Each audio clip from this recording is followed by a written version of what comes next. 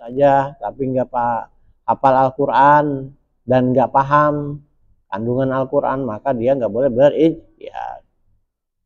Wala yustaratu ma'rifatuhu bi jami'il kitabi was sunnati bal bima yata'allaqu min huma bil ahkami, dan tidak disyaratkan mengetahuinya itu semua kandungan Al-Quran dan Sunnah, ya, tetapi terutama yang berkaitan dengan masalah hukum saja, jadi gitu. Yang dimaksud mengetahui alim di sini tidak mesti si ulama itu, si mujtahid itu paham semua kandungan isi Al-Quran dan As-Sunnah. Cukup dia hanya mengetahui perkara-perkara yang berkaitan dengan hukum yang jadi pokok persoalan, hukum tertentu gitu. Asani yang kedua, ayakuna aliman bilisanil arabi, dia mengetahui bahasa Arab, ya, bihaitsu yumkinuhu tafsira ma warada fil kitabi minal ghoribi wa nahwihi, sekira-kiranya memungkinkan dia menafsirkan, ya, memahami tafsir dari yang ada dalam Quran, ya, yang menyangkut hal-hal yang gharib, yang tersembunyi. Gharib yang jarang, yang gharib itu artinya janggal, ya, yang jarang diketahui orang, yang asing, ya, yang asing dan sebagainya, ya. Wa inna ma yatamakan min ma'rifati ma'anihi wa khawasihi tarkibi wa mastamalat alahi min lataifil mazaya min manka mazaya min mankana aliman bi ilmin nahwi wasarfi wal ma'ani wal bayani, gitu. Hanya saja orang itu dimungkinkan untuk mengetahui makna-makna khususan susunan dan apa kandungan dari hal-hal yang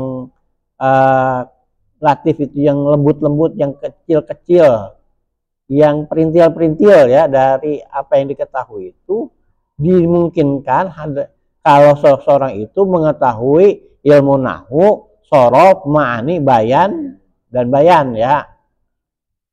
Hatta yasbutalahu fi kulli min kulli panin min hazal fununi malkatan, ya, sampai dia itu tetap baginya mengetahui ilmu tersebut secara ini mendalam, gitu.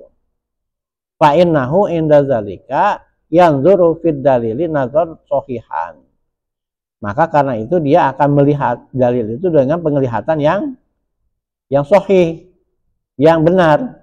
Wa yastahriju minal ahkami, dan keluarlah dia bisa mengeluarkan hukum itu istikhrajan qawiyan, dengan mentahrij, dengan mengeluarkan hukum yang kuat.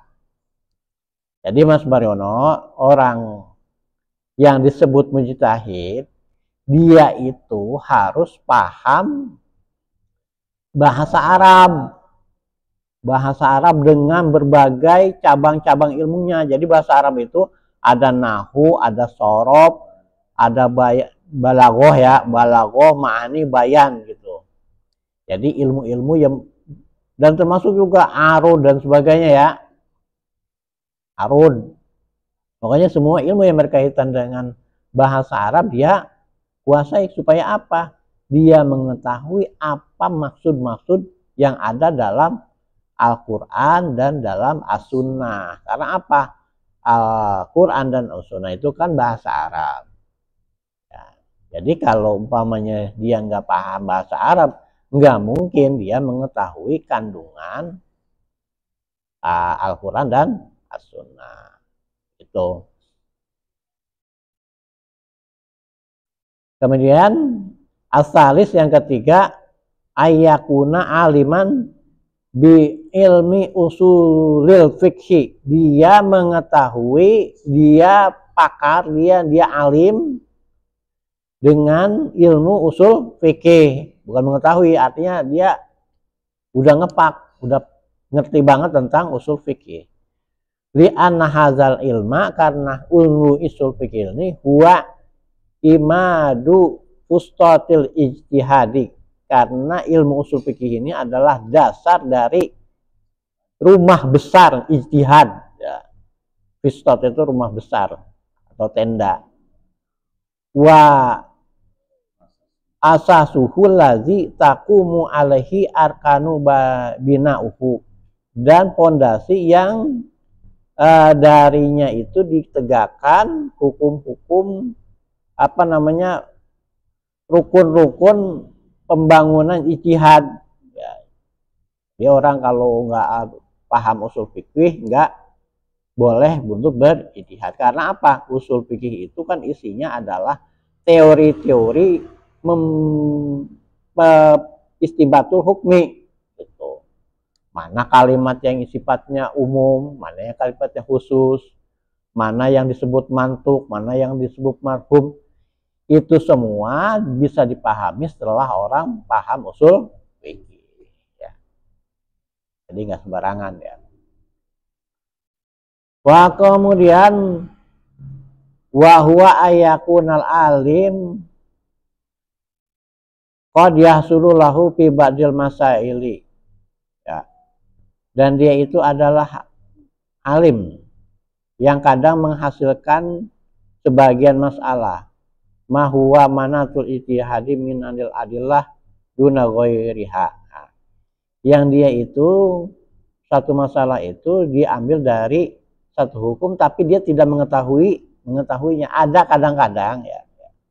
Kadang-kadang jadi pertanyaannya begini maksudnya.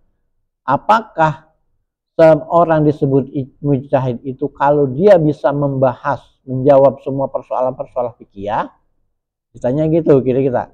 Nah, di sini katakan bahwa tidak mesti bahwa seorang itu dikatakan mujtahid kalau semua masalah 100 masalah diajukan itu dia bisa menjawab semuanya. Qala al-muhakkib Ibnu Daqiqil Aid telah berkata ahli tahqiq ya, ahli tahqiq ahli hakikat ya. Namanya Ibnu Daqiqil Aid. Al-Mukhtar annahu yatajaza'u, bahwasanya yang benar itu adalah cukup orang itu mengetahui bisa menjawab beberapa persoalan fikih saja. Li'annahu qad mumkinul inayah bibabihi minal abwab al-fiqhiyah hatta tahsulul ma'rifah bima khuzin ahkamihi wa idza hasalat al-ma'rifah bima khuzi amkanal ijtihad ya. Bahwasanya menurut Ibnu Daqiqil itu bahwasanya mungkin saja dia itu hanya mengetahui satu persoalan saja gitu. Sementara yang lainnya itu dia tidak ketahui. Fakasirun minal mujtahidi, dan banyak dari mujtahid ini qad su'ila falam yajib, ditanya tapi nggak jawab. Wa katsirun minhum su'ila fa'ajaba, dan banyak juga di antara mereka ditanya tapi dia maka dia menjawab fil ba'di, dalam sebagian masalah. Wa hum mujtahiduna bilahi lapin, maka mereka itu tetap disebut mujtahid tanpa ada perbedaan. Tidak ada perdebatan, no comment lah, kalau ada sekali itu. Wa misalu zalika, dan contoh dari hal itu maruya dari apa-apa yang diriwayatkan annal imama malikan, bahwasanya Imam Malik ya, pendiri mazhab Maliki, su'ila an arba'ina mas'alatan, ditanya tentang 40 masalah, fa'ajaba fi arba'in minha, beliau hanya menjawab 4 masalah saja, berarti cuma 10%-nya. Wa qala fil baqi, dan beliau berkata dalam sebagian yang lain 36 masalahnya itu la adri, saya tidak mengetahui. Gitu. Jadi dari teks yang kita baca apakah orang disebut mujtahid itu kalau bisa menyelesaikan semua persoalan yang diajukan atau tidak. Nah, jadi di sini dikatakan bahwa tidak mesti seorang itu dikatakan mujtahid kalau semua masalah fikih yang diajukan itu bisa dijawab tuntas. Itu. Nah, dikatakan oleh Ibnu Daqiqil itu tidak semua. Tidak mesti bahwa seorang mujtahid itu dikatakan mujtahid kalau dia bisa menjawab semua masalahnya 100%. Di sini dicontohkan Imam Malik. Nah, Imam Malik ini adalah pendiri mazhab Maliki yang kealimannya juga diakui oleh dunia Islam, ya. Bahkan beliau menulis kitab Al-Muwatta. Beliau itu ditanyakan 40 masalah fikih, yang dijawab cuma 4. 4 dari 40 kan cuma 10%. 30 yang dijawab cuma 4%, cuma 4% aja. Berapa 4%? 10%, cuma 4. 36-nya lah arti saya nggak tahu. Nah, kebanyakan yang mana yang bisa dijawab, yang tidak bisa dijawab. Banyakan yang tidak bisa dijawab. Nah, walaupun cuma 10% ini yang bisa diselesaikan oleh Imam Malik, tetap Imam Malik itu disebut mujtahid. Saya kira itu ya. Sampai sini dulu. Jadi gini, kalau dalam masalah mujtahid, ijtihad itu ada namanya mujtahid mutlak, ada namanya juga mujtahid mazhab. Apa mujtahid mutlak? Mujtahid mutlak ini adalah ulama fikih yang beliau berijtihad mandiri, punya metodenya sendiri dalam berijtihad. Kita mengenal dalam mazhab Ahlus Sunnah itu 4 mazhab, yaitu Imam Hanafi, Imam Maliki, Imam Syafi'i, dan Imam Hambali. Dulu ada lagi ya sebenarnya tuh As-Sauri dan sebagainya. Tapi mazhab-mazhab ini karena pengikutnya kecil sedikit berguguran secara otomatis. Termasuk juga At-Tabari. At-Tabari itu punya mazhab sendiri, Ibnu Jarir At-Tabari ya. Tapi karena pengikutnya dikit, ya nggak lanjut, cuma 4 saja ya. Sementara dalam mazhab yang lainnya ada lagi lah, ya. Tidak perlu kita bahas. Ya. Nah, jadi beliau-beliau ini, Imam Hanafi, Syafi'i, Maliki, dan Hambali, beliau ini disebut mujtahid mutlak apa? Karena punya metode yang khas. Misalnya apa? Imam Malik punya istihsan. Kalau Imam Hanafi istislah. Kalau Imam Syafi'i qiyas. Ya, diantaranya ya kekhasan-kekhasannya. Beliau ini tidak merujuk kepada ulama di atasnya, kepada guru. Bukan ya, tidak merujuk ya dalam masalah metodologinya, metode istimbatul hukmi. Nah, di bawahnya itu ada namanya mujtahid mazhab. Mujtahid mazhab ini mujtahid tapi masih dalam kerangka mazhab yang dianutnya. Di sana siapa? Imam An-Nawawi. Imam Nawawi ya. Imam Nawawi itu adalah mujtahid mazhab Syafi'i. Kenapa? Karena beliau banyak mengeluarkan fatwa hukum, ijtihad hukum, tapi kerangka metodenya masih kerangka metode Imam Syafi'i. Itu. Dan memang guru-gurunya juga dari jalur keilmuan mazhab Syafi'i.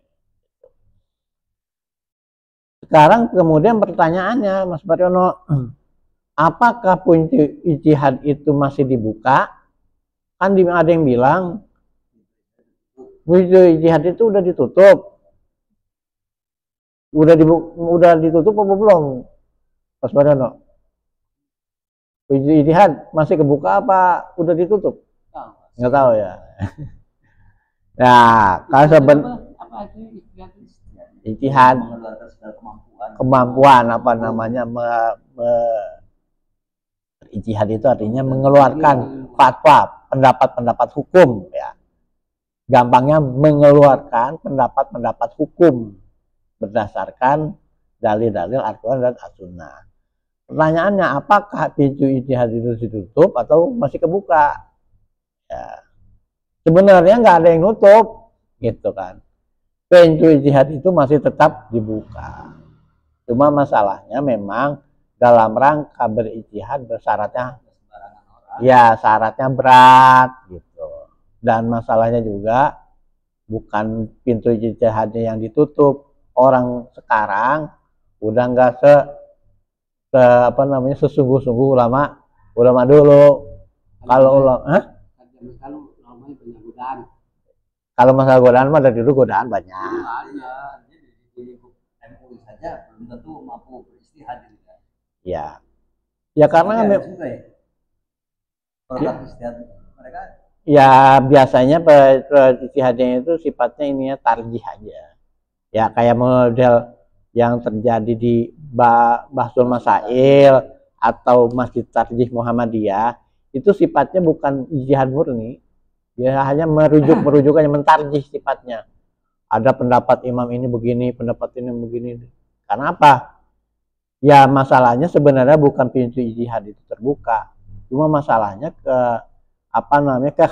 kekayaan hazanah Islam itu udah demikian kaya. Keilmuan Islam yang diwariskan oleh para ulama dulu itu udah demikian kaya sehingga ulama belakangan itu udah tinggal ngutip-ngutip aja, tinggal menyesuaikan. Kalau zaman dulu begini maka dimodifikasi seperti ini.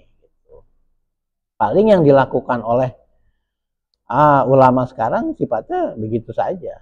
Tapi bukan berarti bahwa pintu ijtihad itu ditutup. Konon katanya, ulama seperti Yusuf Qaradawi itu derajatnya udah derajat mujtahid, gitu. Orang Yusuf Qaradawi ya. Nah, tapi beliau ini tentu saja mujtahidnya bukan mujtahid mutlak. Kenapa? Karena pada akhirnya beliau juga merujuk kepada pendapat-pendapat ulama yang dahulu Syafi'i dan sebagainya. Ya.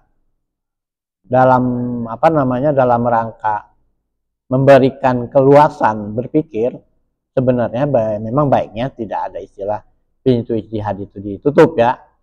Pintu ijtihad selalu terbuka. Supaya apa? Supaya kita ini nggak jumud. Kalau orang dikatakan pintu ijtihad itu ditutup, maka yang akan terjadi adalah kejumudan. Tapi jangan juga, harus diperhatikan juga bahwa pintu untuk berijtihad itu banyak syaratnya. Syaratnya diantaranya itu tadi, dia paham Al-Quran, As-Sunnah, dan juga kemudian paham bahasa Arab serta paham ilmu usul fikih. Jadi alat-alatnya, perangkat-perangkat ijtihad ini harus dipahami. Gitu. Jadi nggak sembarangan. Udah saya punya ijtihad begini. Itu juga konyol ya. Ya saya kira itu saja. Barangkali ada pertanyaan dari Bapak Ibu yang online atau ada tambahan dari Ustaz Suidat nih.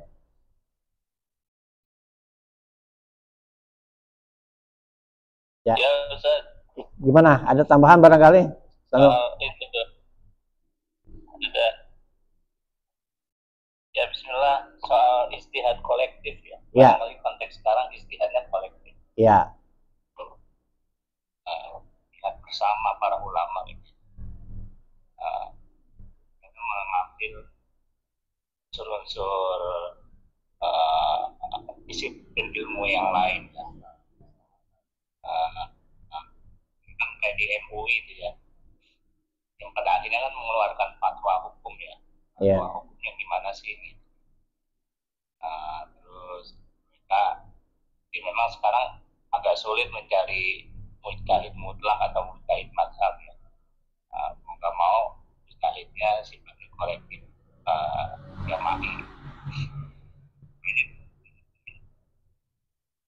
Yang muncul masalah-masalah yang muncul ya kemudian perlu gimana sih? Kalau dulu tahun 90-an kita ingat ya, bayi tabung gitu ya, Iya. sama lagi macam-macam lah ya, Iya. KB gitu kan, Ya. dan lain sebagainya. Kalau sekarang kripto. Kayak gitu deh, di bidang ekonomi ya, Iya. jual beli saham, Saham. apa namanya, jual beli online gitu ya. Yang praktis ini apa sih? Iya. Sama ahlinya. Itu aja Ustaz. Iya. Ijtihad kolektif. Ya, ijtihad kolektif ya. Memang sekarang ya, kalau ijtihad secara pribadi-pribadi itu mungkin tidak ada ya. Mungkin hampir tidak ada ulama yang menonjol mengeluarkan fatwa-fatwa hukum ya. Yang terjadi adalah ijtihad kolektif, tergantung dari ormasnya. Ada MUI, ada Muhammadiyah, ada NU gitu. Nah, beliau-beliau ini melakukan ijtihad itu biasanya setelah memusyawarahkan terhadap masalah-masalah yang dulu itu tidak muncul. Seperti tadi diungkapkan masalah KB. KB ini kan zaman Nabi atau ulama-ulama terdahulu kan belum ada. Maka dikeluarkanlah fatwa tentang KB. Itu adalah contoh ijtihad. Kemudian tentang saham, bagaimana sih hukum jual beli saham? Nah, dulu kan nggak ada zaman Nabi, zaman sahabat nggak ada. Maka kemudian dibahas oleh ulama, oleh Muhammadiyah, oleh MUI, oleh Nahdlatul Ulama. Termasuk juga masalah bayi tabung. Ya bayi tabung apa sih bayi tabung? Bayi yang tadi ditabung. Ya bayi tabung lah ya.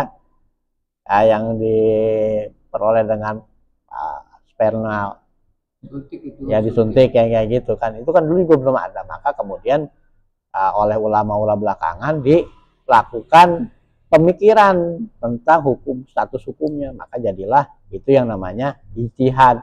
Tapi ijtihadnya ijtihad kolektif. Karena kenapa terjadi kolektif? Karena di Indonesia itu banyak ormas. Biasanya para ulama itu tidak sendiri mengeluarkannya, ngumpul dalam forum namanya Bahsul Masail. Ya, saya kira itu saja. Wallahu a'lam bishawab. Subhanakallahumma wa bihamdika asyhadu an la ilaha illa anta astaghfiruka wa atubu ilaik. Billahi taufiq wal hidayah. Wassalamualaikum warahmatullahi wabarakatuh. Terima kasih Bapak Ibu yang sudah online. Saya undur diri dulu ya. Tolong dong, matiin.